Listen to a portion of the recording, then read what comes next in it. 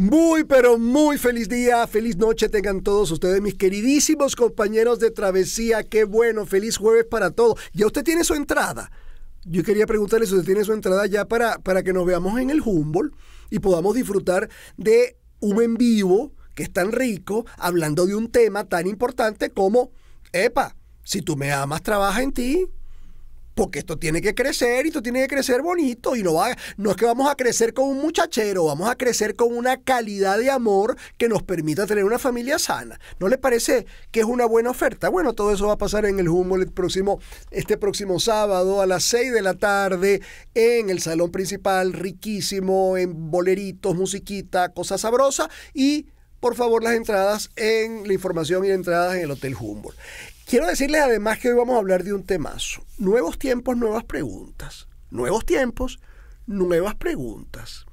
Porque, bueno, ya les voy a explicar. Carlos Poche está en el control técnico, en la producción está Valentina García, Gabriel Planas, Daniel de Alba y Rafael Núñez. En la edición y el montaje, Ismael Medina. En la coordinación, Jessica Ferrer. En la jefatura de producción, Juan Momón. Y en la gerencia, Ricardo Martínez Osorio.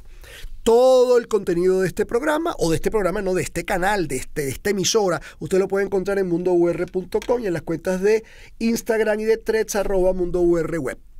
Tenemos además mis redes sociales, muy importante, porque hoy tengo podcast. Hoy hay podcast a las 7 de la noche, es decir, que ya acaba de pasar el podcast, así que lo puede empezar a ver ya, puede volverlo a ver, porque eso va a estar ahí, colgado, en mi canal de YouTube, Carlos Fraga Oficial. Carlos Fraga Oficial, un canal de YouTube con más de 800 videos para usted, de todos los temas que yo normalmente hablo en mis diferentes programas de muchos años. Y además de eso, usted tiene ahí el podcast y si nos portamos mal con Elisa Gil. Todo eso en mi canal de YouTube, donde le pido por favor suscríbase. Por favor, suscríbase, compártalo sin duda alguna, compártanos cosas, comente. Todo eso nos alegra la vida y hace esto mucho más sólido. Primero. Luego, acuérdense que mi Instagram y mi Threads es @fragacarlos. @fragacarlos. Luego tengo un TikTok, Carlos Fraga Oficial. ¿Ok? Porque ese canal de YouTube del cual le habla verá Carlos Fraga Oficial también. Esto es otro Carlos Fraga Oficial que es en TikTok.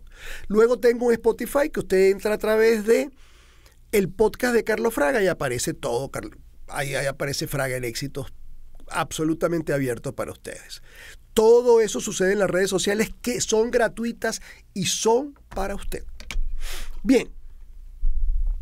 Vamos a hablar de nuevos tiempos, nuevas preguntas.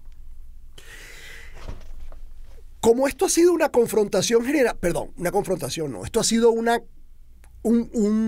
encuentro generacional muy amplio y cada día va a ser más amplio porque cada día los niveles de duración de la vida, es decir, los promedios de duración en la vida van a ser más largos. Entonces nos vamos encontrando generaciones sumamente disímiles que antes era impensable que se encontraran, nos vamos a encontrar y en ese momento de encuentro vamos a empezarnos a preguntar cosas. Y una de las cosas que se puede preguntar o que se preguntaba mi padre de mí, por ejemplo. Mi padre se preguntaba de mí cuando yo decía, ¿por qué tú quieres ser docente y por qué tú quieres ser actor y por qué tú quieres? Bueno, porque eso es lo que me apasiona, pero ¿cómo te va a apasionar eso si yo te ofrezco esto y esto y esto? Pero es que eso no me gusta. Y entonces él me agarraba y me explicaba de dónde venía. Yo vengo del exilio, yo nunca me pregunté si las cosas me gustaban, porque las cosas yo sencillamente le iba encontrando el gusto si me daban resultados. Eran otras generaciones, eran nuevas maneras, y era una nueva manera de preguntarse cosas.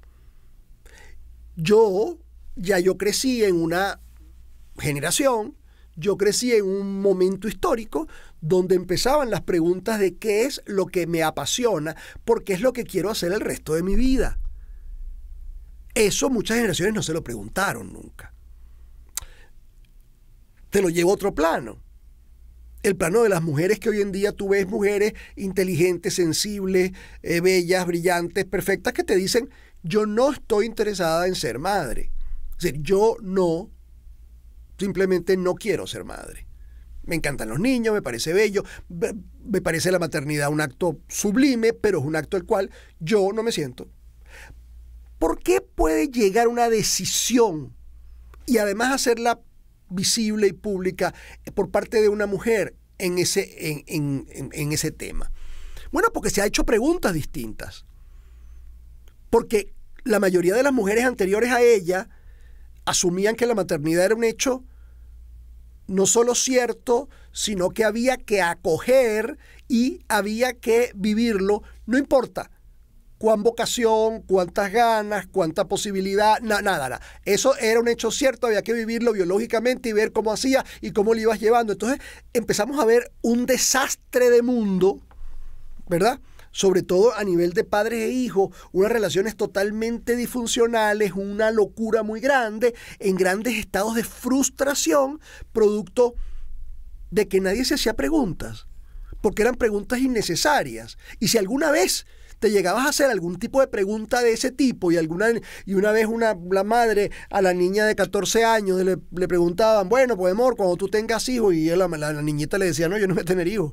Yo no voy a tener hijos, de repente le agarraban y le daban 2 cocorrones y le decía, usted va a tener hijos porque usted es una mujer y es importante tener hijos porque quien no tiene hijos, y le daba todo un discurso donde sencillamente callaban la voz, la pregunta la disuadían y la pregunta seguía estando latente, pero había que tragársela. Y eso de alguna manera sucedió 1 y 1000 veces. Eso fue parte de una cultura y no estamos hablando mal. Esto no fue que se hizo mal. Simplemente hubo cosas que se hicieron y cosas que no se hicieron y tenían que ver con la cultura. Los tiempos cambian y las preguntas van cambiando. Hoy en día es fundamental que alguien se pregunte, ¿esto que hago tiene sentido para mí? ¿Esta pareja que vivo, que construyo y que hago, tiene algún sentido para mí? Es decir, ¿me hace feliz en alguna instancia? ¿Me genera sueños, ilusiones, posibilidades? ¿O no? Eso tiene que ser. No basta con que yo esté en una relación. No basta con que la persona con quien esté sea buena. Eso no basta. Es importante, sí, pero no es suficiente. ¿Por qué? Porque las preguntas van cambiando. Hoy en día hablamos de salud mental. La salud mental es un tema que está en la mesa de este momento histórico. Y usted dirá, ¿pero por qué ahora la salud mental?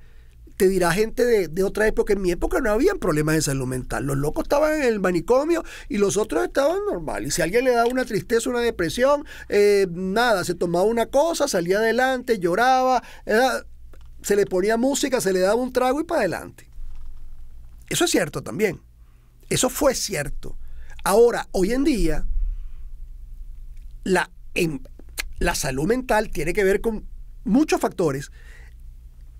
Es multifactorial, pero está muy ligada a que ya los seres se empiezan a preguntar cosas. Se empiezan a plantear la vida desde una pregunta. ¿Esta es la vida que quiero? ¿Esto que construí funciona para mí? ¿Esto está bien? Y de alguna manera eso empieza a tener un poco de resonancia y empieza a pretenderse otra cosa. Yo el otro día oía la entrevista de un músico que ha tenido problemas de depresión, un músico importante latinoamericano, y él decía, es que yo vengo de una pareja muy amorosa, que está junto, hoy en día está junto después de 50 años, y se aman profundamente. Y ella es, no sé, filósofa, y él profesora universitaria, y él es banquero, creo. Y 1000 veces me dijeron, pero ¿para qué tú te pones a hacer música? Ellos no me lidiaron nunca que yo no fuera músico. Pero cuando yo me tengo que replantear y plantear la música 1 y 1000 veces, porque no me da para vivir, porque una cantidad de cosas, también me planteo, yo podría estar en el otro escenario en el que me plantean mis padres. No. Es decir, prefiero no vivir, pues, dicen algunos. Entonces, hay preguntas que van cambiando. De repente, en un momento determinado, una pareja, que ha sido otro tema, bueno, imagínense que ese ha sido mi tema, si una pareja antes era, me conseguí con una persona buena, una persona que me quiere, una persona que sueña con un hogar, una persona que es responsable en su trabajo, que trae el dinero a la casa, que eventualmente me toca, me respeta hasta cierto punto y todo marcha, ya tenemos 3 muchachos. Es decir, y la pregunta es, ¿tú quieres esa vida esa vida la quieres para ti? Porque esa vida es una vida que suena de una manera y que puede ser buena para algunas personas, pero ¿va a ser buena para todas las personas? ¿Eso es un estándar? ¿Eso yo lo quiero para mí? ¿Eso sería lo que para mí me hace un ser realizado? ¿Eso es lo que hace que mi estancia por la vida tenga sentido? Y ahí empieza toda una serie de preguntas, que no es una, no es dos, no es tres, es una permanente preguntarse cosas que siempre el ser humano se ha preguntado cosas, siempre. Lo que pasa es que las preguntas van cambiando con los tiempos y se van complejizando. Se van complejizando en torno a que ahora es distinto. Ahora todo es distinto porque hoy en día todo lo que nos podíamos preguntar en un momento histórico con la tecnología, por ejemplo, ha cambiado poderosamente. Poderosamente. Porque todo lo que tiene que ver con comunicación, porque todo lo que tiene que ver con conocimiento, todo lo que tiene que ver con encuentro está absolutamente resuelto. Entonces ya las preguntas son otras. Mi problema no es cómo encuentro, mi problema no es cómo resuelvo, mi problema no es cómo conozco, porque todo eso lo tengo a la mano, a un clic. Mis problemas ahora son otros. Es cómo me resuelvo, es cómo me encuentro, es cómo me aliento, es cómo me estrecho, es cómo me abrazo, es cómo me entro en contacto con lo más sagrado de mí. Y es a partir de allí cuando realmente vamos a tener unas preguntas que nos van a ir llevando de otra manera. Por lo tanto, un cambio de cultura está ligado a un cambio de preguntas. Y repito, las anteriores, ni las preguntas ni las respuestas estaban equivocadas. Eran las preguntas y respuestas de ese momento histórico. Pero al cambiar los momentos históricos, cambian eso. Y cambian también las consecuencias, que ya las vamos a ver luego de esta pausa.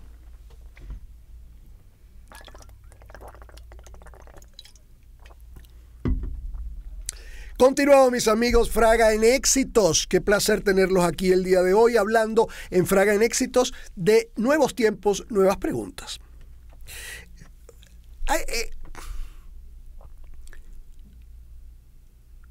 Yo fui hijo de un hombre cubano, nacido en La Habana, hijo de 2 gallegos que se conocen en La Habana, gallegos que venían de la Guerra Civil Española, es decir, en la pobreza mayor, y es un hombre que tenía su sueño americano y que va y cumple su sueño americano, y bueno, y de ahí aparece mi mamá y aparezco yo, aparecemos todos a partir de ese sueño americano que él va y lo cumple. Y mi papá, yo sentía que yo que era su hijo mayor, a mi papá le costaba mucho encuadrarme. ¿Por qué? Porque mis hermanos, además, fueron cuadraditos. Mis hermanos todos entraron en medicina, es decir, fue perfecto. Porque todos querían ser médicos. Y yo no quería ser ni médico, ni nada, ni ninguna de esas profesiones. Además, estaba clarísimo, yo quería ser docente. Yo tenía una vocación absolutamente clara de ser docente. Y él nunca pudo.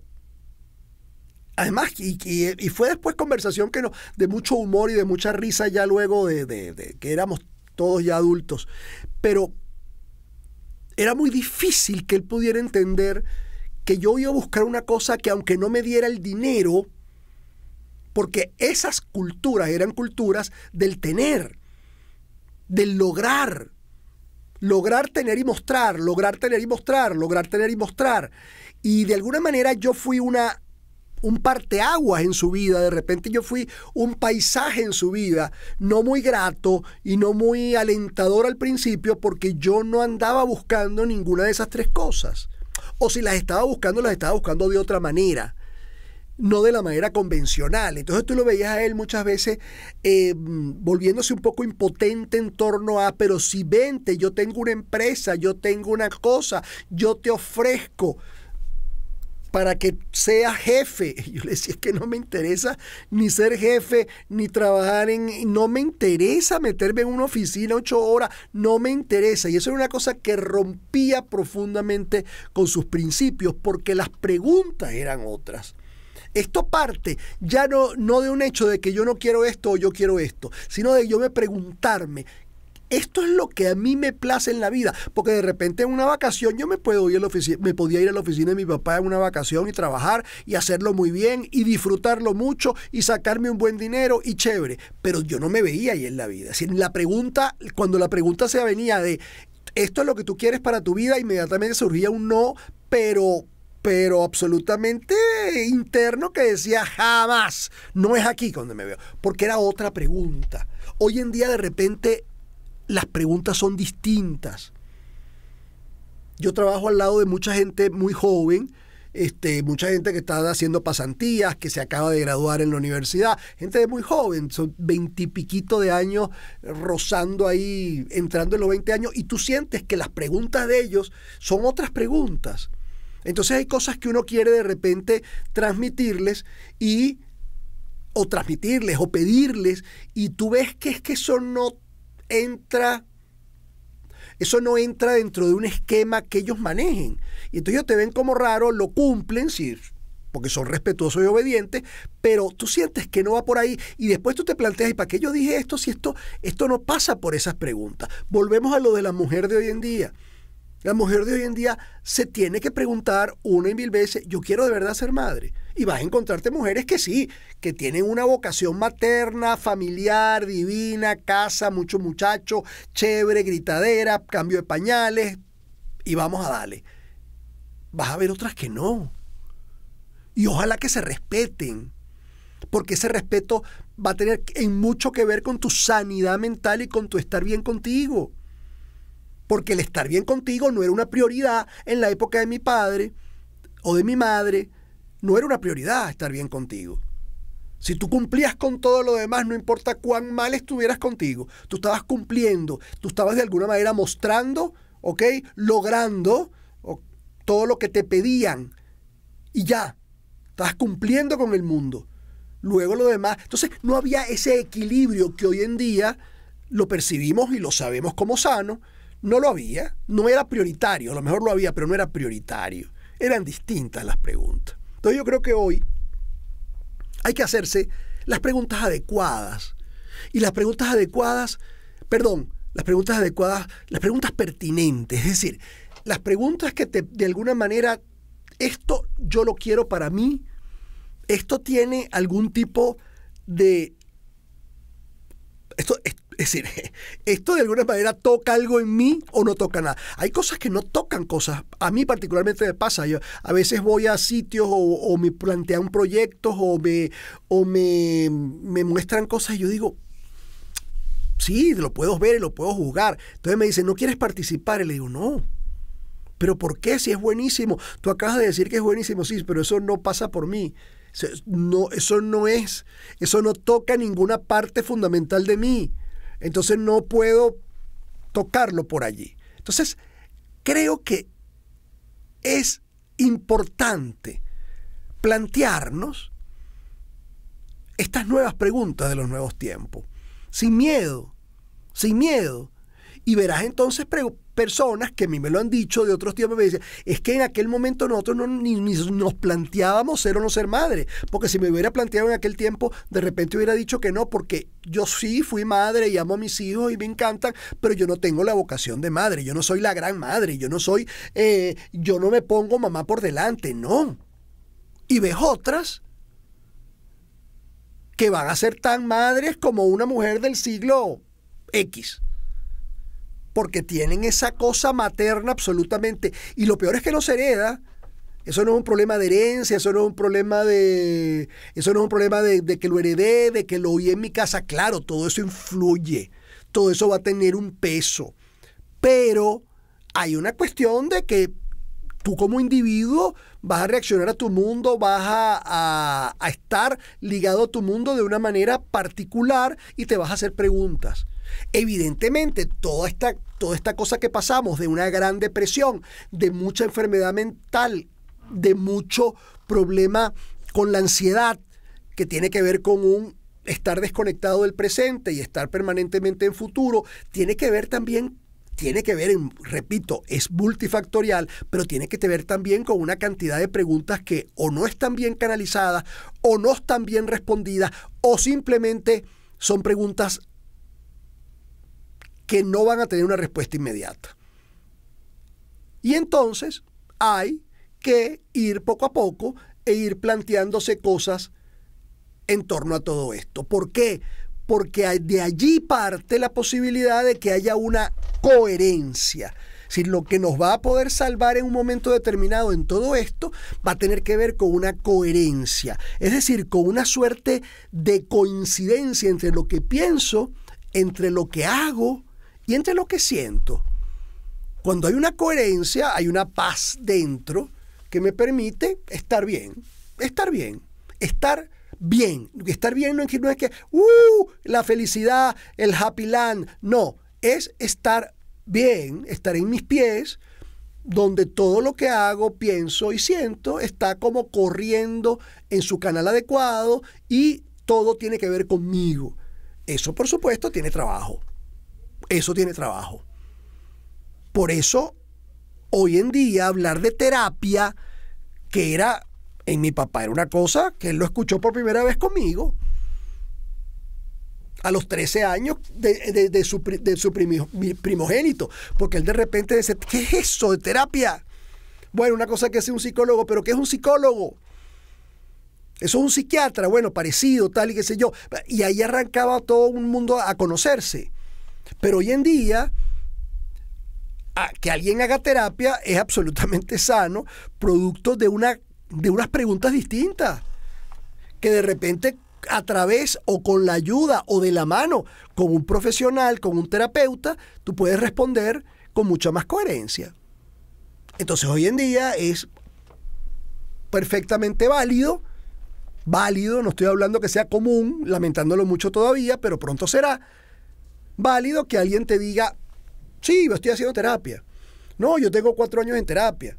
Y fíjate que los artistas hoy en día lo develan sin ningún problema,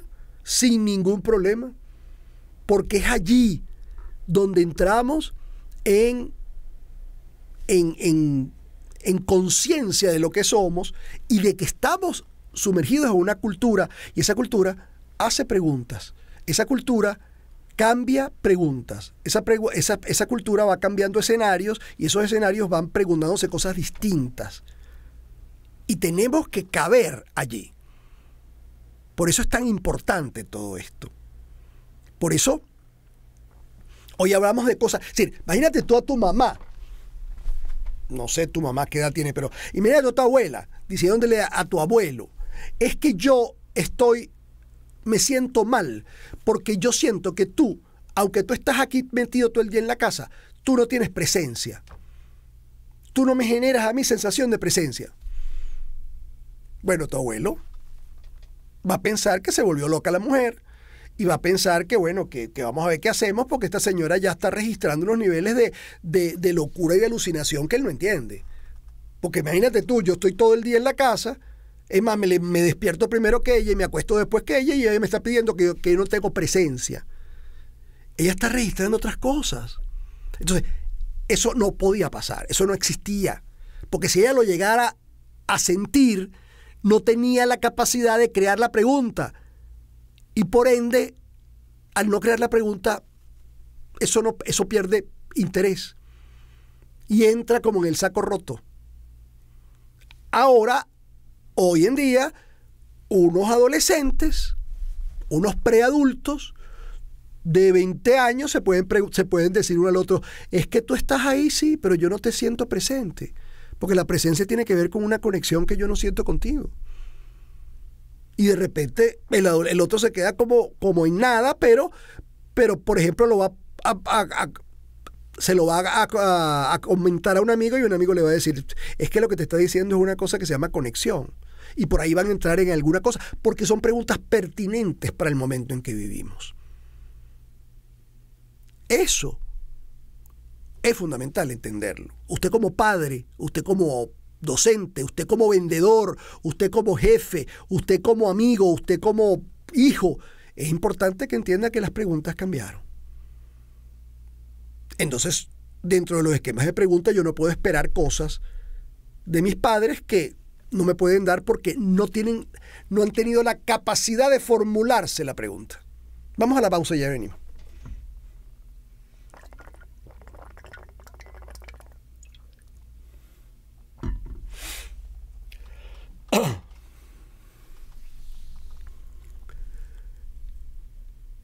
Bien, amigos, y continuamos. Fraga en éxito con todos ustedes. Aquí estaba leyendo un poquito las preguntas.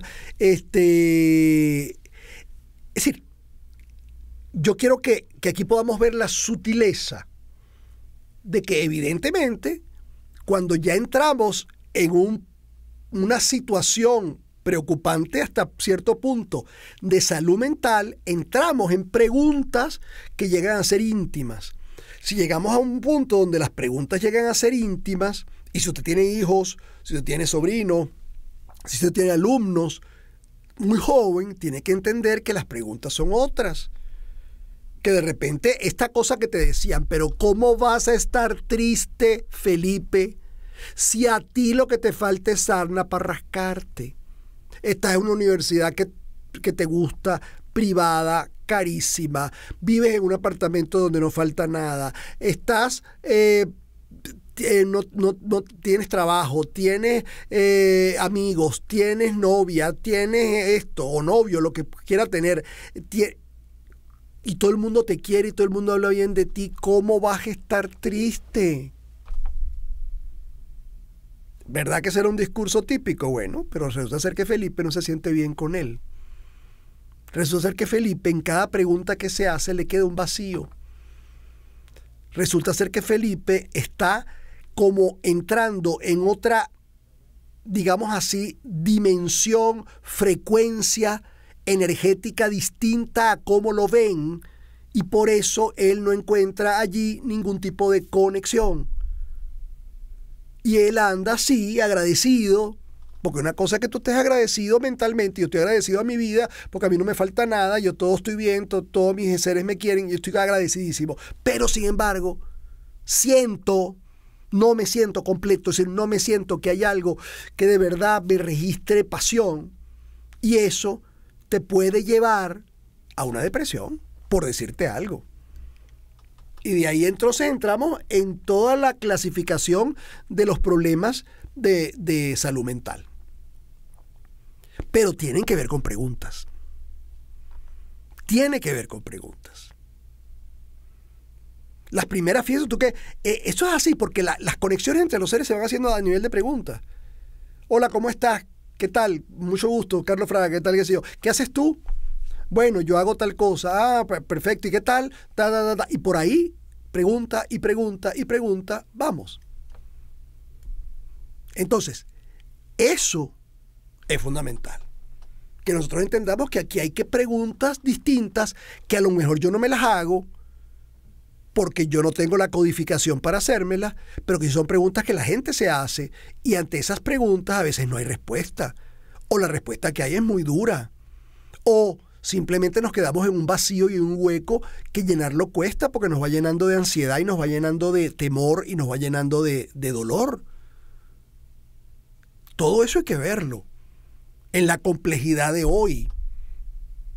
Entonces, por eso digo, y eso le pasa hoy en día, por ejemplo, donde los padres de muy buena voluntad, todo esto se hace de muy buena voluntad, aquí no estamos atacando a nadie, de muy buena voluntad llenan las agendas de esos pobres niños, esas agendas, porque bueno, tienen cómo mantenerlo, tal y qué sé yo, perfecto, llenan las agendas y esos pobres niños, bueno, andan en 1000 actividades, y de alguna manera, ¿qué pasa cuando haya el tiempo de que ese niño se empiece a preguntar cosas? ¿Qué pasa cuando yo entienda que yo tengo todo mi tiempo copado en 1000 actividades que no me interesa ninguna? Y las hago bien. Ese es el gran peligro. Y las hago bien, pero no me interesa ninguna. Porque a lo mejor a mí me encantaría estar arrullado viendo televisión, acostado en el regazo de mi mamá, viendo televisión, viendo una película o compartiendo un café en la tarde. ¿Qué pasa con eso? Eso todo hay que ponerlo en el registro y ver qué vamos haciendo cada quien, porque ahí empezamos entonces con las individualidades, con los casos particulares y cómo vamos cada quien haciendo lo que podemos con lo que tenemos. Pero hay que pasar por allí, hay que hacerse las preguntas pertinentes, hay que generar todos los contenidos necesarios para los tiempos que vivimos, que son otros tiempos, que piden otras cosas. Vamos a ver las preguntas. Estoy en mis 40 recién cumplidos y mi alma pide a gritos un cambio. Eso es una edad de cambio. En las edades atávicas, tengo videos en Carlos Fraga Oficial, en las edades atávicas vas a ver que ya tú entraste en los 40, en las mujeres entre 42 y 45, entre el hombre 47, 50, son años de cambios atávicos. Y cambios atávicos sobre todo tienen que ver con cambios, fíjate, son las edades donde la gente entra en terapia, donde la gente, en todos los tiempos, donde la gente se opera estéticamente. Estéticamente es impresionante como la gente se opera, sobre todo las mujeres, porque hay algo que se empiezan a no sentir atractiva, empiezan a como a una demanda, a un sentirse que me van a dejar, y empieza una cosa muy fuerte allí, que hay rupturas de pareja y hay crisis profundas de pareja. Entonces, también evidentemente todo eso lo puedes llevar a la vida. Hay una parte de mí que empieza a sentirse insatisfecho con lo que he hecho. Porque además los 40 años están ligados a un punto de quiebre de la vida que me va a permitir volver a preparar la vida. Creo que en algún momento se los decía, hasta los 50 vamos preparando la vida, a partir de los 50 vamos preparando la muerte. Eso todo es inconsciente, pero lo vamos haciendo. Entonces tiene que haber los quiebres necesarios para poder hacer eso, evolutivamente hablando. Carlos, un hombre me comentó que la prioridad de una mujer es ser madre, que para eso vino a esta vida. Bueno, a mí me parece que yo respeto todo eso. Yo sé que hay visiones absolutamente filosóficas, psicológicas que tienen que ver con eso. Para mí eso es muy limitado. Para mí eso es absolutamente limitado. Una mujer no solo vino a ser madre, una mujer vino con la posibilidad de ser madre, que lo puede utilizar biológicamente o no, porque a lo mejor es una madre en otro nivel, a otro nivel. A mí me parece que es un poco limitado eso, para mí. Pero respeto profundamente todas las posturas, porque todos cabemos en el estacionamiento de la vida, pero bien estacionados.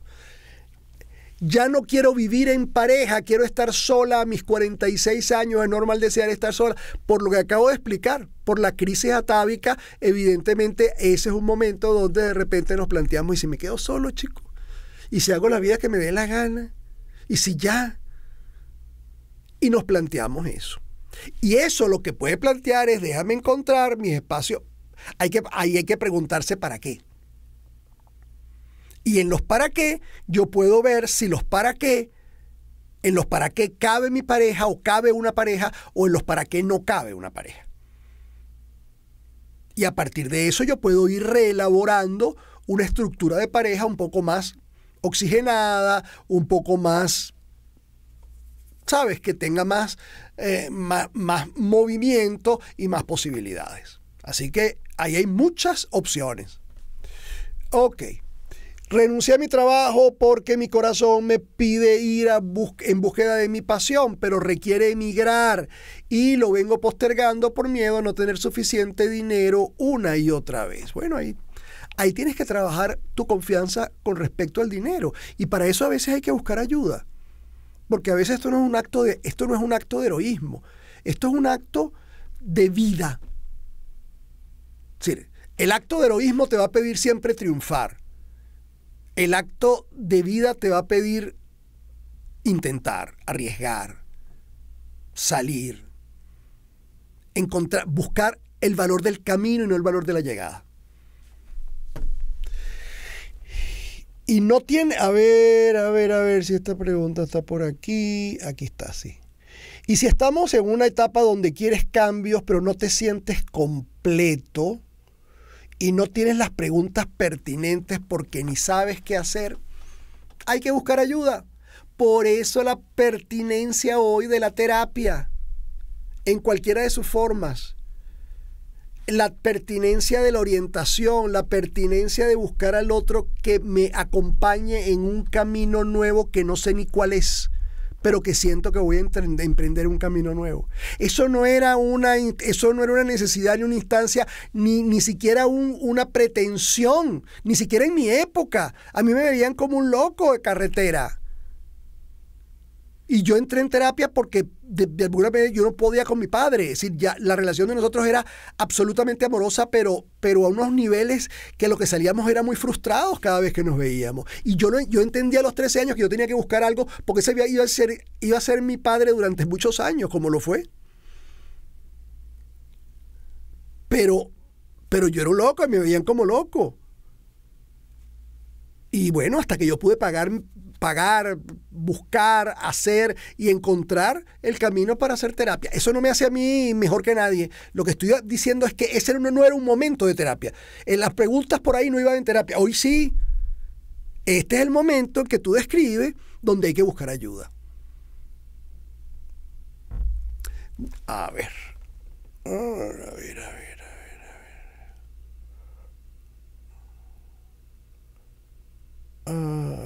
Es que estoy buscando para cazar las preguntas porque como están por pedazos. Después de casi 19 años de matrimonio y un hijo, voy a separarme. Viviré con mi hijo, ya no en pareja. ¿Está bien? Tú tendrás tus razones. Espero que sean... que te den paz. ¿Cuáles son las decisiones buenas? Las que me dan paz. Punto. Las que me dan paz. Las que no me dan paz, ponlas ahí en reposo. Porque lo que no dé paz no tiene un buen pronóstico. Eso era un valor que no lo había en tu generación, en la generación de tus padres.